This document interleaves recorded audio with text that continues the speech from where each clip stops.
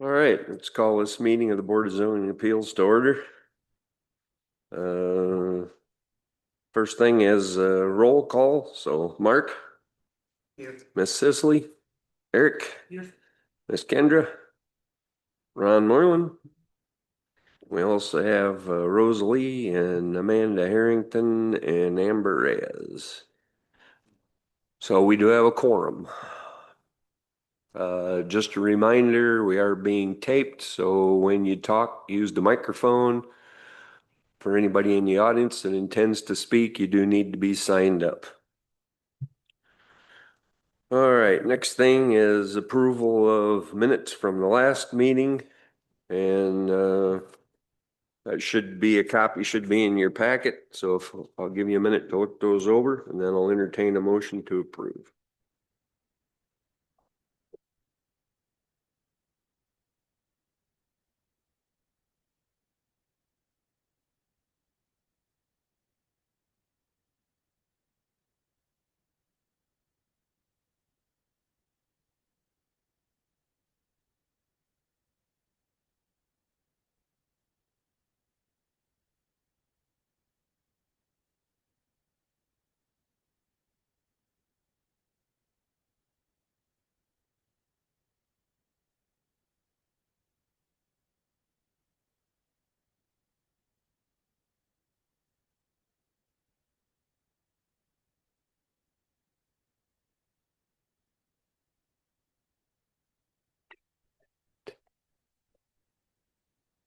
Make a motion to approve.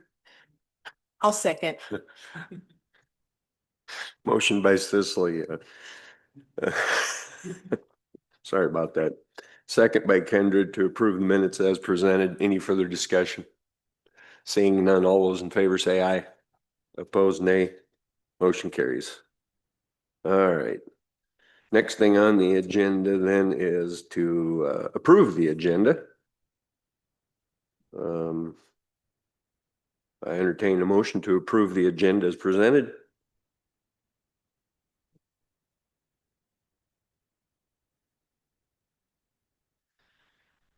All right, thank you. Motion by Ron. Second by Mark to approve the agenda as presented. Any further discussion? All those in favor say aye. Opposed, nay. Motion carries. The agenda is set. Next thing on the agenda is always public hearing. Do we have anybody in the audience that wants to talk about something? Nope.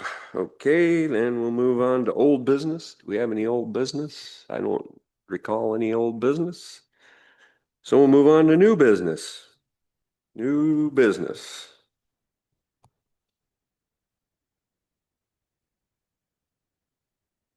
I guess that would be the only one new business item, right? Only one. I guess that's you.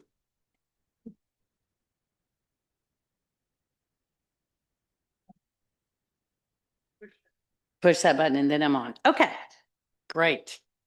My name is Carol Melvin.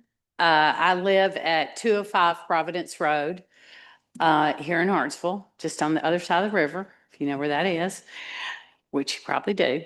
And I'm looking, to have a major home occupation approved. I have a farm which we call Pee Wee Fields, and we say we're specializing in all things mini, primarily mini pigs and mini cows. If you want to, I think you all have a copy of the presentation, right? So just a little history about me. I moved there in 2013. And pretty soon after that, started raising pigs, the miniature pigs, which are just for the pet market. This is agritourism at its best. And so for the next 10 years, I built a pretty substantial business on that, have a good reputation, have sold pigs all over the country, literally. Um, and a couple of years ago, one of my daughters and my son-in-law, who is here with me, his name is Trent Beecham, we decided to get into mini cows.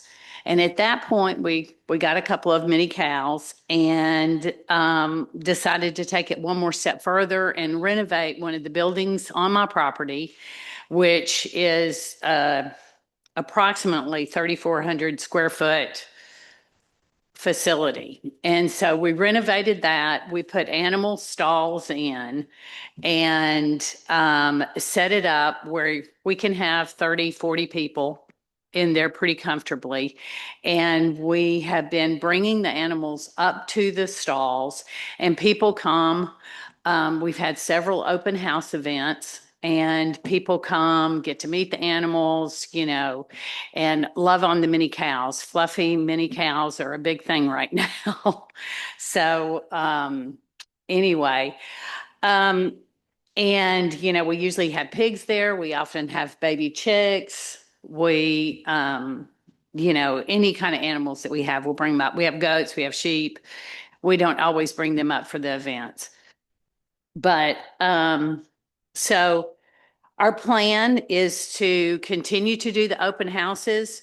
We also have done a few painting events with a painting studio has partnered with us. Painting with a twist. I don't know if you know it, but we do paintings like this because we do have a Highland cow, which is very popular. And so people come and the leader, the person from Painting with a Twist leads, the people there in painting a picture. And so that's we have the cows. We bring the cows up and we take breaks to go feed on them, love on them, all of that kind of stuff. So it's usually like a 3-hour event for 30 people. And so we plan to maybe do some private rentals, kids' birthday parties. I can see it's kind of like a petting zoo, but a little more, I don't know, a little different. So, most of our events or all of our events have been in the afternoon. The parking is right there on property in front of the building. We have not had any problem with parking. We can hold 20, maybe even more than that, right in front of the building. I think on the map, it shows where the parking is. So, yeah. And we don't play loud music. And most all of the activity is taking place in the event center, that's there. So, do y'all have any questions?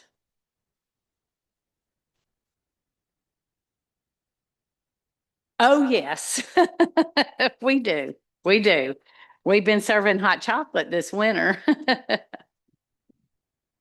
Yeah. So have any of your neighbors attended any of your events that you've been holding? Actually, yes, a few have. Yes. Not immediate neighbors on either side, but to some people that are right around in the area.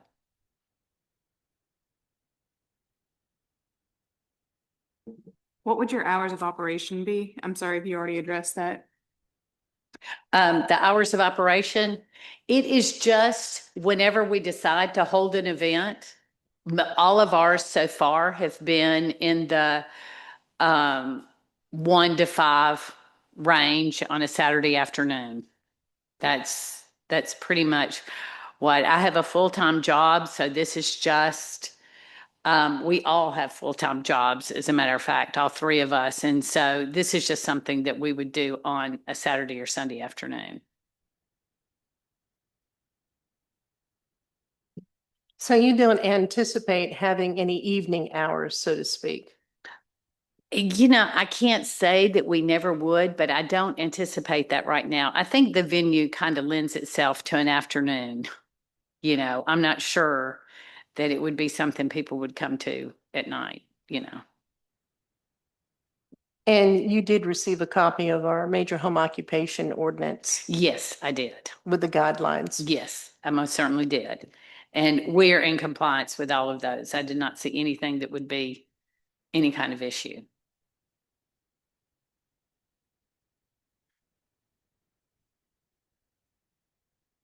Any more questions?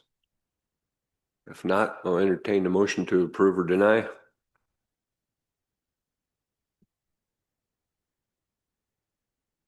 I don't care. You want to do your report? Oh, Okay. Well, thank you for reading my report. I Oh. appreciate that. I just wanted to add a couple of things just into the record here that according to the materials submitted by the applicant, the site has an approximately 3,400 square foot event space that can hold up to 30 people, as the applicant has stated. The applicant states that on-site parking for around 20 vehicles is available. Activities include open houses, children's activities, painting classes in partnership with a local vendor, and small private event rentals, typically limited to about 25 to 30 attendees, and the applicant has confirmed that. Yeah, we have, sometimes we'll have a come and go open house, and over the course of the day, there will be more than that. Sure.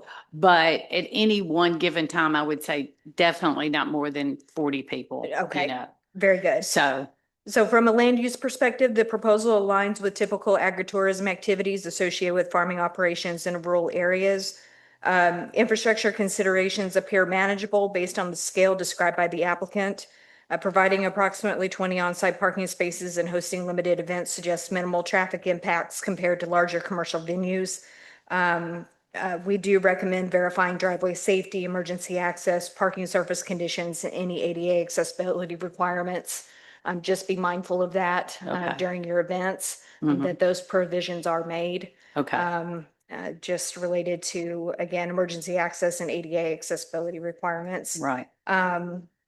And just also, we encourage you to confirm sanitation facilities, animal supervision protocols, and overall public safety measures for We your have events. But overall, staff finds that the proposed use is relatively low impact agritourism activity that builds on an existing agricultural operation and may bring community and economic benefits while staying compatible with rural land use patterns. So staff's recommendation is based on the submitted information. Staff recommends approving the request as a major home occupation. okay. Okay. Now, if there's no more questions, entertain a motion to approve. Make a motion to approve. I'll second. Motion by Mark, second by Miss Kendra to approve the major home occupation as presented. Any further discussion? Seeing none, all those in favor say aye. Opposed, nay. Motion carries. Are you gonna have a sign? Because there is a separate sign ordinance. Okay, no, right Okay. now, I do have like a small iron sign that hangs on a fence that's right there. It's nothing like a neon big sign. I, you know, is that So our sign ordinance is 4 square feet. 4 square feet? So if you think that you need a larger sign than Okay. that, now would be the time to ask for a sign variance. I'll defer. Do you think we need anything more than 4 feet? No, we don't think we will. She would need to make a separate application for that. Typically, we do that when we do the major home occupation. Okey doke. Okay, Okay, thank you. all right. Thank you very much. Okay. Uh-huh. Oh. Yeah. All right. I don't know how I got that. Oh, it goes right there. Okay, no other new business, so then I guess we'll move on to Miss Amanda's training session, huh? Okay, so tonight we're talking about the Tennessee Open Meetings Act and conflicts of interest. And y'all, this is a training that I could easily do 4 hours on. So being limited to 40 minutes is going to be a little tough. So I'm going to talk kind of fast. So if there's any questions, again, you know how we do. Just interrupt, raise your hand, interject, and remember you are what kind of board? Quasi judicial, yes, and this is going to be a major player with the Tennessee Open Meetings Act especially. So understanding what legally constitutes a meeting. Hang on. Oh, I'm sorry. So you're gonna take up the whole time, Possibly. okay? So in that case, let's move ahead with electing a new chairman. This is my last meeting in the BZA, and so we need to elect a new chairman. I think we have a candidate. I Make make a motion to, elect, Eric is her new chair. Okay, I'll second that. okay, we have a motion and a second to elect Mr. Eric Langford as the new chair of the Board of Zoning Appeals. Any further discussion? Go ahead. Yeah. Moving to Minnesota. Sorry. Sorry, them grandkids are a powerful draw. Hey, yeah, that's probably right. Anyway, back to the motion. Paul, can I say something? Yes. I'd like to say that we appreciate working with you. Been an excellent leader on the board and I've learned a lot working under you. So we wish you luck and enjoy those grandkids a lot and thank you for your service. Thanks, Ron. I appreciate that. And I don't like moving, by the way, but be that as it may. Yeah, as I said, them grandkids are a powerful draw. Okay, back to electing Mr. Eric. Any further discussion? And he ain't run out yet. So all those in favor say aye quickly. Opposed, nay. We didn't get one. What do you know about that? Okay, the motion carries. Congratulations, Eric. Next month, you're it. Okay, now you can carry on. Well, we are going to miss you and congratulations. You're very welcome. Okay. So Tennessee Open Meetings Act. So understanding what legally constitutes a meeting is really important to understand. Our transparency, public trust, ethics, the whole 9 yards. You'll find Tennessee Open Meetings Act is grounded in Tennessee Code Annotated 88-44101, and the sections that follow. Let's see here. Let's see how it guides transparency, public trust, and ethics. The act defines when meetings occur, how they must be noticed, and how members interact in a way that preserves openness. The key purpose is to ensure transparency and accountability in public decision-making. So we go to our next slide. So why the Open Meetings Act exists? To ensure public trust to ensure public trust in decision-making. It protects property rights and it requires visible fairness. The act, it protects I will get together here in a second. The act exists to protect the public's right to know what government is doing, how decisions are formed, and who is involved. It helps build public trust by preventing closed-door decisions and ensuring a transparent record of deliberations. Transparency, public trust, and ethics are the core pillars. So what is a meeting? Understanding what legally constitutes a meeting under the Tennessee Open Meetings Act is essential for Planning Commission and Board of Zoning Appeals members because it determines when transparency requirements apply. Under Tennessee law, a meeting occurs when 2 or more members of a governing body convene to deliberate toward or make a decision on public business. Each element of that definition matters. First, it requires 2 or more members, not necessarily a quorum. Second, members must convene, which courts interpret broadly to include virtually any form of communication. So it's really broad. Third, there must be deliberation on decision-making related to public business. When those elements are present, TOMA, the Tennessee Open Meetings Act, TOMA applies and openness requirements are triggered. The term convene is often misunderstood because people associate it with physically gathering in a room. That isn't always the case. It does not require a formal vote or a final decision. Simply discussing the merits of an issue, expressing opinions, weighing options, testing consensus, or signaling likely votes can qualify as deliberation. Statements such as expressing support or opposition, asking how others intend to vote, or discussing how a proposal fits an ordinance criteria can all be considered deliberative if they occur outside a properly noticed meeting. Catch that.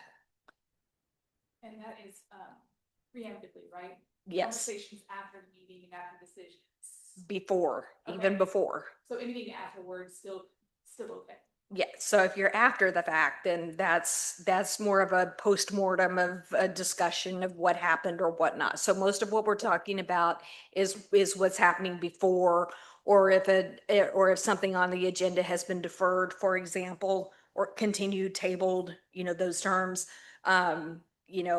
Going, hey, what do you think, when you think about that old applicant over there with the mini pigs, and wasn't that cute? Don't you think we should apply? Don't you think we should approve just because it was so cute? Things like that.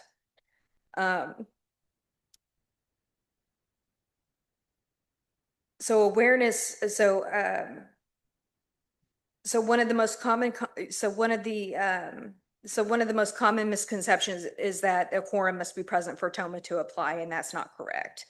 So only 2 or more members in communicating about public business can trigger the act, which is really important, especially for smaller boards like boards of zoning appeals, or especially in smaller communities where sometimes you just can't help but, come across your neighbors or whatnot, and they may just want to happen to have a casual conversation. Serial, so let's, sorry, I lost my place here.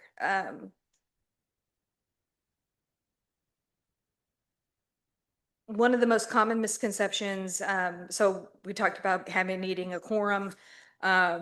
Even a couple of members can unintentionally create compliance issues.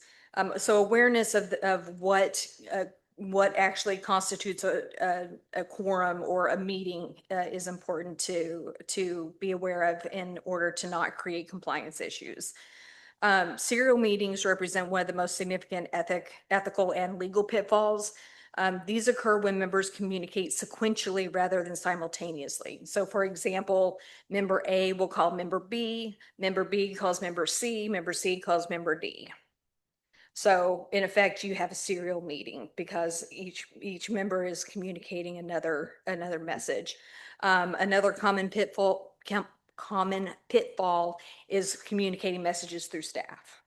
So if the chairman calls Rosalie, for example, and says, Rosalie, I need you to call and I need you to let the board know that I'm not in favor of this. And Rosalie then turns around and calls each of the member and says, now I just need to let you know there are certain members on the board that are not in favor of this proposal.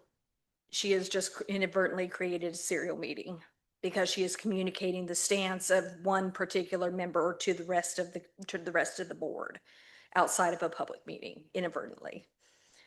She may not admit to, but that is inadvertently creating a serial meeting. That happens a lot more often than people realize. And again, it's not intentional. She doesn't, staff don't mean to do that, but that's just sometimes happens. Let's see. Even if an individual conversation includes fewer than a quorum, courts treat the cumulative communication as a single unlawful meeting if deliberation toward a decision occurs. Importantly, intent does not control. The practical effect of the communication is what courts examine. So this means that well-intentioned informal discussions can still create violations if they collectively shape decisions outside public view. It's also helpful to clarify what does not constitute a meeting. Chance encounters where public business is not discussed, purely social gatherings without deliberation, attendance at conferences or training sessions, attendance at church, going to the grocery store. Those do not constitute a meeting. What does happen is if someone corners you in the ice cream aisle or the bread aisle or in the restroom at church or, in some of those places, and they want to ask you about, well, now why did you vote that way? Or what do you think about this coming up?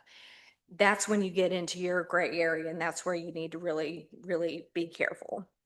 The moment discussion shifts toward evaluating a proposal, sharing opinions, or influencing decisions, that's when it can quickly transform into a meeting under the act. Yes, sir. So just a point of clarification. Yes. If you get run down in the grocery store and they ask you why you voted this way, that's okay to discuss because that's over with. That's okay because it's a postmortem. All right. Yes. Unless it's something that has been tabled or deferred and a final vote has not yet been taken.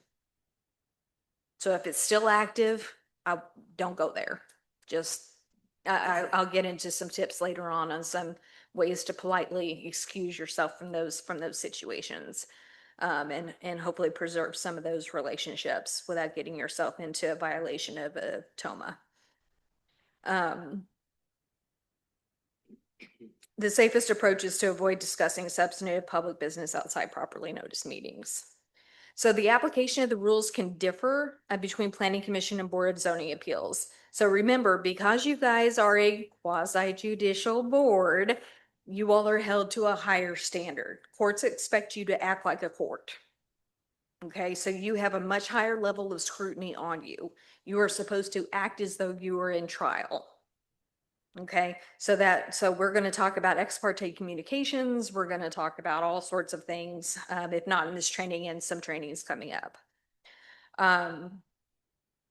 So the application of the rules can differ in emphasis between planning commissions and boards of zoning appeals. So planning commissions often handle legislative or advisory matters such as rezoning, subdivision approvals, and comprehensive planning discussions, but they remain fully subject to TOMA requirements as well.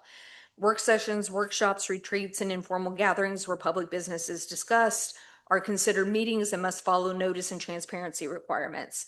Boards of zoning appeals, as I just mentioned, face an added layer of scrutiny because many of their actions are quasi-judicial. Off-record discussions among BZA members not only risk Open Meetings Act violations, but can also raise due process concerns, particularly if they suggest bias, predetermination, or unequal access to information.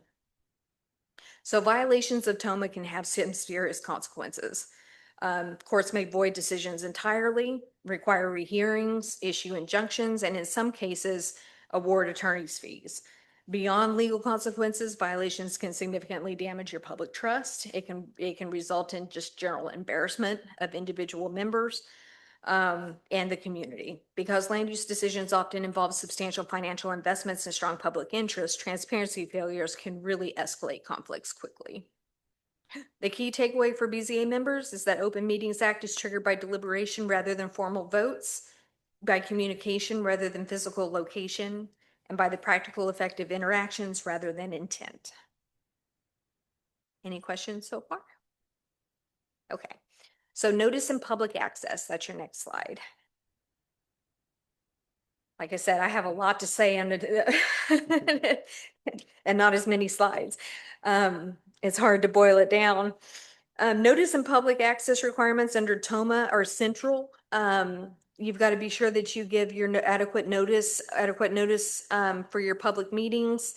You have to include the time, place, and purpose, and you have to be able to provide meaningful opportunity to attend.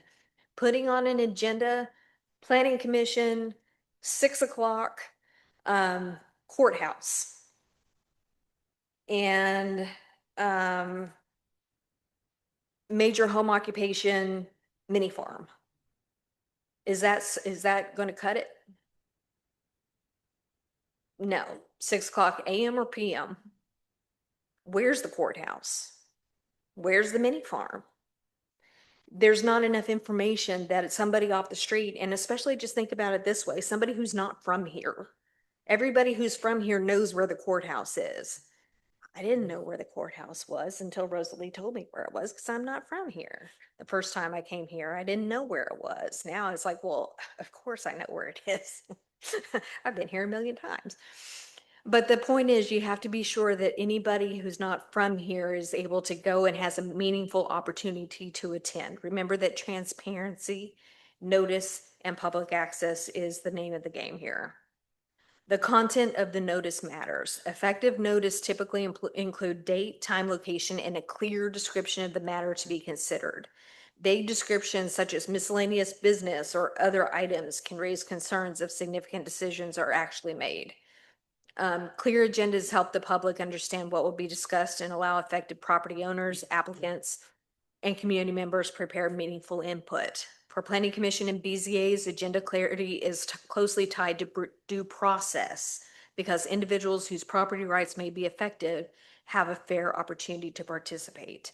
A lot of times our focus is on the applicant, but you have to remember, especially for BZA, you're also taking into consideration the due process of the people who live around the applicants themselves as well. And that's why, we here especially do a really good job about asking about neighbors. Like Rosalie asked, do your neighbors attend? The case we just heard, do your neighbors attend these events? Which is what she was asking is, are your neighbors aware of what you're doing? That was a very nice way of saying, hey. So that's something that we all need to be very, very aware of. Physical access to the meetings must also be reasonable. So meeting locations should be accessible, appropriately sized for anticipated attendance, and free from unnecessary barriers to participation. Another important aspect of the public access is the requirement to maintain accurate minutes or records of meetings. Minutes provide an official record of attendance, motions, votes, and key discussion points. Both your agendas and your meeting minutes are really well done. A lot of communities don't do them very well. So you all do a really great job and you're to be commended for that. So from an ethical perspective, best practices for notice and public access include, like I said before, providing clear and timely notice, ensuring the accessible meeting locations, maintaining detailed agendas, encouraging the public participation, documenting your decisions carefully, and avoiding any appearance of deliberation outside the public view. I think I'm going to say that on every slide. Making sure that your deliberation is in public view. When uncertainty exists about notice sufficiency or access issues, consult your legal counsel or your planning staff. That's what we're here for. Proactive transparency is almost always reduces your legal risk and strengthens your public confidence. So your next, if you can turn to your slide that's labeled public hearings. Public hearings play a critical role in Planning Commission and BZA decision-making in Tennessee. And the relation to TOMA is fundamental in ensuring transparency, fairness, and legal defensibility. When under TOMA, any meeting where deliberation or decision-making occurs must be open to the public, properly noticed, and conducted transparently. Public hearings typically occur within those meetings, but involve additional due process expectations beyond basic open meeting compliance. So for planning commissions, hearings often involve rezoning, subdivision approvals, comprehensive plan amendments, or zoning text amendments. For boards of zoning appeals, hearings usually involve variances, special exceptions, and administrative appeals, matters that courts treat as quasi-judicial proceedings. This distinction is important because while planning commission hearings are often legislative in nature, BZA hearings require heightened procedural fairness and impartiality. Again, we're going to talk about public access. So TOMA requires meetings to be open to the public, meaning citizens must be able to attend, observe deliberations, and hear discussions before decisions are made. For public hearings, access extends further. Affected individuals must also have a meaningful opportunity to present testimony, submit evidence, and express concerns. This doesn't mean unlimited speaking time or uncontrolled discussion. Boards and chairmen may impose reasonable procedural rules to maintain order, but denying a fair opportunity to be heard can create due process challenges, particularly in BZA hearings. Transparency during hearings is essential. Deliberations must occur publicly, not privately before or after the meeting. We talked earlier about serial meetings. So serial discussions among members, private consensus building, or off-record decision-making can violate both TOMA and due process principles. This is especially sensitive for BZAs, where even the appearance of predetermined decisions or undisclosed communications may lead courts to question the fairness of the process. Planning commissions have a little bit more leeway, although because they're more policy oriented, but they are still expected to deliberate openly and avoid actions that suggest decisions were made outside the public forum. Record keeping also connects hearings to TOMA compliance. We talked about the meeting minutes. Accurate minutes, clear documentation of testimony, and recorded findings help demonstrate the process was fair and transparent. I want to put a little pin right here. Especially in public hearings where there is a lot of testimony from the public, it's very tempting to just say, many people got up and spoke about this item.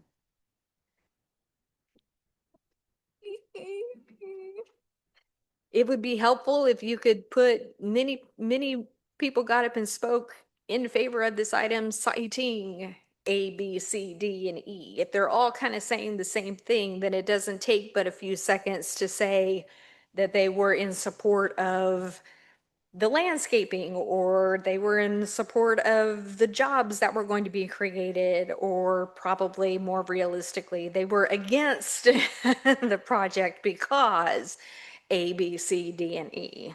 It's not going to necessarily hurt you to document these things. It's going to hurt you if you don't capture something that's fully on the record. You know, your meeting minutes, just like planning staff is supposed to stay neutral in our evaluations, it doesn't matter how much we like or dislike a project. I have to look at it with a neutral lens, just like Rosalie when she goes and does her inspections. There's a checklist to follow, right, Rosalie? It doesn't matter if you like the project or not. If it meets the checklist, it meets the checklist. So, you know, just keep that in mind when you're doing your meeting minutes and even when you're putting together the agendas. You know, sometimes your tone can come through when you're putting these things together. You try to be as balanced as you can. Courts will pick it up just like that, especially the tone of your meeting minutes. And try to be consistent when you're doing your meeting minutes. I'm talking to all the clerks out there who may watch this recording, come and stumble across it one day when they're looking for training hours. If you're really, really, really good at documenting one day, you know, one meeting, and the next one, you're just like, you know, recording the bare minimum, so that's going to be a flag. Any questions so far? Yes, sir. Okay. Yes. Sorry about that. Tennessee Open Meetings Act. Sorry about that. Yes, I have a tendency to use my acronyms without explaining. My apologies. So ultimately, public hearings are where transparency, due process, and community engagement converge. So the Tennessee Open Meetings Act, or TOMA, provides the baseline requirement for openness, but ethical practice goes further by ensuring the public genuinely understands, trusts, and can participate in the decision-making process. So when hearings are properly noticed, accessible, orderly, and evidence-based, they strengthen both the legal defensibility of decisions and the credibility of planning institutions. There's a couple of slides in here that talk about serial meetings. Talking about that, they can occur over emails, text, phone calls. You know, that's when you're consensus building outside meetings. Again, courts look at how they look at the form over function. The intent doesn't matter. They look at the fact that it happened and that consensus building happened outside of the public meeting. I give you some examples of common serial meetings. Let's talk about how to cure serial meetings. Cure is a legal term for how to fix it if it happens. A practical, at its core, the Open Meetings Act is about trust as much as it is about legality. There are a couple of ways that you can try to cure a serial meeting. One is full disclosure on the record that the discussions occurred. Second is reopening the deliberations entirely in public. Third is allowing all viewpoints to be stated openly, and just even having a completely new rehearing on the item. Nobody likes to do that. Nobody likes to have to relive history, but sometimes that's the best way to do it. Especially if there's even a remote chance that somebody's opinion could change. Let's say that an absent member you know, opined on an application, on the application that we just heard. Someone made an opinion on the application on Facebook, but the member wasn't here to vote, but she made an opinion on it on Facebook. That's enough to potentially warrant the need for a rehearing, because that comment could be viewed by other members and could be construed as trying to influence the way that other members voted.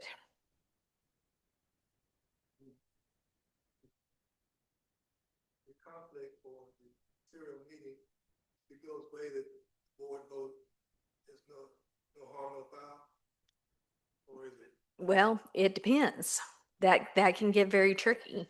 You know, if if somebody raises the issue, then then you all could say, I did not see the comment. It does not affect the way that I vote. And that could be, a way to cure it. But if nobody brings it up and you all don't bring it up by yourselves and you don't surface it, then nobody's any the wiser. And it's an honest, nobody saw it, nobody knew about it, so it didn't factor into the equation. There is some level of honor code. So I just want to get this clear because of the timeline thing of it. So if someone made a comment on Facebook or if someone said something prior to the decision was made, and then we realize that a comment was made prior to the decision, then we have to do a rehearing? No, you don't have to. Okay. No. But that's the time frame of how a rehearing would be applicable, because if conversations are made after the decision is done, then why would there need to be a rehearing? Because if someone could allege that somebody that commented on the social media could have influenced the way that you all voted. Right. And if it, if the comments happened after the meeting was already over, then how could it have influenced you? So that's why I'm saying it can get a little sticky. Social media, it's always the best policy to try to refrain from commenting on anything that could potentially be coming before you all. Or if you know that there's something that's on the agenda, just refrain from posting. As tempting as it may be. I don't know if you guys have like a Hip Hartsville or anything like that. Okay. Well, we have Hip Dixon and Hip Charlotte and Hip all sorts of communities that I work with. And I'm not a member of any of them simply for that reason, because I'm often a reviewer and there's lots of things that ended up getting posted and I don't want to get sucked into it. Because I'm usually the reviewer on the projects that are being commented on. Okay. So let's see, Planning Commission versus Board of Zoning Appeals risk. Okay, it's 6:45. Okay, Planning Commission versus Board of Zoning Appeals risk. Again, Tennessee Open Meetings Act applies to both boards, but there is a higher risk for the Board of Zoning Appeals because you're a quasi judicial board. Your responsibility bleeds more into due process risks. Everybody has the opportunity to be heard. Everybody has a right to be heard. Planning commissions, a little bit more opportunity to be flexible. They're more legislative, they're more advisory. But still, the Tennessee Open Meetings Act applies to the both. 2 or more, say no more. We've talked a little bit about consequences of violations. You've got loss of public trust. Courts can invalidate your decisions. Cases can be remanded from the court back to the Planning Commission or back to the Board of Zoning Appeals. So best practices for compliance, save discussion for the dais. When you're unsure, don't engage. And please, no deliberations outside meetings. Let's see here. Let's go into conflicts of interest, just in the interest of time. We've got 15 minutes left. So what is a conflict of interest? I'll let you all get to your slide. Are you there?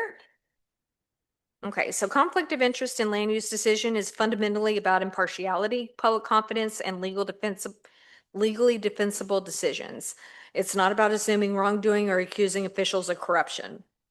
The goal is to ensure that decisions affecting property rights, development patterns, and community outcomes are made fairly and transparently. So what is a conflict of interest? So it's any situation where impartiality may be questioned, where you might have a financial interest in the project. You may be involved in the business, or there may be employment relationships, or there may be personal or family interest involved. You go to your next slide. You've got 3 different kinds of conflicts. You've got actual, potential, and perceived. An actual conflict of interest, you have a direct financial benefit. A potential conflict of interest is indirect or future benefit. Perceived is the appearance of bias. Appearance of bias matters. Appearances matter. I cannot stress this enough. Appearances matter, especially for the Board of Zoning Appeals. Appearance alone can invalidate a decision. Just the mere appearance of a conflict of interest. Gonna let that sink in for a minute. I'm deadly serious about this one. I've seen it happen, and it's awful.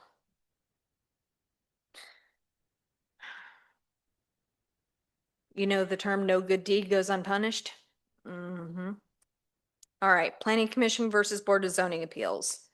So again, we've already discussed that the Planning Commission is in a legislative and advisory role. The BZA is in a quasi-judicial role. You've got a higher impartiality standard for the Board of Zoning Appeals. Why? Because we've talked about this before. Your role bleeds into due process. Everybody has a right to a fair hearing. Everybody has a right to be heard. Everybody has a right to impartiality. So let's talk about disclosure versus recusal. So disclosure is required on the record. Recusal is required when your impartiality is compromised. Disclosure alone may not cure a conflict. Disclosure and recusal are closely related but fundamentally different tools for protecting ethical decision-making, public trust, and legally defensible land use decision. Disclosure informs the public and the board of a potential conflict. Recusal removes the official from participation when impartiality could reasonably be questioned. When disclosure is often required whenever a potential conflict exists, it does not automatically resolve the issue.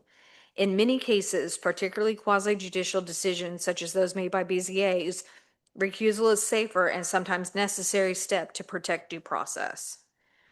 In the BZA context, disclosure means openly stating on the record any personal, financial, professional, or relational interest that could reasonably be perceived as affecting impartiality.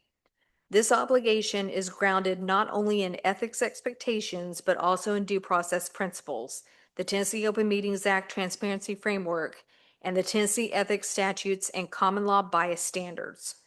Disclosure protects multiple interests simultaneously. It protects the individual member from allegations of hidden bias. It protects the board's decision from legal challenge, and it protects public confidence in the fairness of the process. Disclosure should occur as soon as potential conflict becomes apparent. Proper disclosure must be clear, verbal, specific, timely, and entered into the official record. It should occur before discussion and deliberation begins so that the board can determine whether continued participation is appropriate. Best practice is for the member to state the nature of the relationship or interest explicitly, acknowledge the potential perception issue, and indicate whether they intend to participate or recuse. Staff should ensure the disclosure is documented in the minutes and that the board formally acknowledges it. Yes, sir.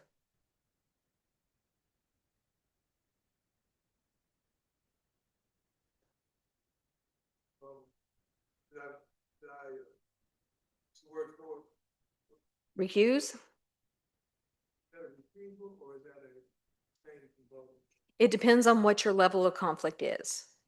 So if you are discussing something in an application and it just clicks with you like, oh my gosh, I didn't realize that, then stop the proceeding. Literally, you can interrupt and say, I'm really sorry. I just realized that I have a conflict of interest. I need to recuse myself from this, and state what your conflict of interest is. Now, there can be times where it can be if you're related to somebody, you can state that relationship on the record. If it's your wife, son-in-law, something like that, you probably need to go ahead and recuse yourself from the vote. If it's a niece, nephew, godson, goddaughter, cousin, something like that, you may be able to say, this is the relationship, but it will not affect my ability to judge this or to vote on this application impartially. So it just kind of depends on the level of the conflict that you have. If there's financial interest, it's always safest to recuse yourself. That is my professional opinion. I've got a question about that as well. What if it's not one of them that's decided as the slideshows, but more so one of the potential, or what was it that it was called with the three arrows, the perceived appearance bias, if it was that it impacted your property directly? Then you need to It's- recuse yourself. Okay, now does that mean that that person would no longer be able to speak as a public person as well? Like if it's because it's affecting me directly, I wouldn't be on the board, but I would be a public speaker, right? Someone could. I get into that, but I'm glad you brought that up because I may not have enough time to cover that. You would need to identify that you are speaking about the project as a citizen, not as a planning commissioner or not as a Board of Zoning Appeals member. Yes. And for whoever's taking the meeting minutes, it's very important to capture that person is speaking as a member of the public, not as a member of the board. Any other questions before I go? You good? That's some good stuff. Hmm? She's shutting you off. Oh, okay, I'm done. I'm not done, but I'm done. Okay, so here, real quick. So what I'm going to do, I'm going to make a recording of this at my home. And I will send Rosalie a link to a full recording. It's probably going to be a couple of hours. One of the trainings I'm going to be doing tomorrow is a full 2.5 hours. I don't think it's going to be that long, but I will record that and I will give you the full presentation because I think it's that important for you all. And you all can use that for self-study if you'd like. Thank you so much for your attention. So would you guys like for her to continue this next month, finish this up so that you can ask That- questions? Okay. Great. Okay, thank you. All right. Next on the agenda then is report from the building official. Does the building official want to say anything? So just to let you know that I have confirmed with Enbridge that is working out on Boat Dock Road and Puryear's Bend that the blasting has been completed in that section. They have, however, we have another blasting company that's doing the pipeline. So you may hear a little rumble here or there. Again, the pipeline for East Tennessee Gas does traverse the whole county. I'm sure you've seen where they have the arches up that have the green flags going down, and that is definitely the right of way for the pipeline. So just to be aware and let you guys know. Also, there's been a lot of concern about the dust being on cars and how it is very difficult, even if you go through the car wash, it doesn't come off. Well, all of the mud, all of the dirt. What do we have in Trousdale County? We have a lot of clay, and that is micronized, and you mix clay with water on a micronized level. Yeah, it just kind of stays on your car. So there is hope. Pressure washers work well, and just wanted to let you guys know that. Thank you. Okay, closing remarks from the chairman. I'd just say I've enjoyed this and I'm gonna miss you guys. Any other comments from the commissioners? I'll entertain a motion to adjourn. Make a motion, we adjourn. I'll second. Motion by Ron, second by Ms. Kendrick to adjourn. All those in favor say aye. Aye. Opposed, nay. We stand adjourned. Thanks, everybody.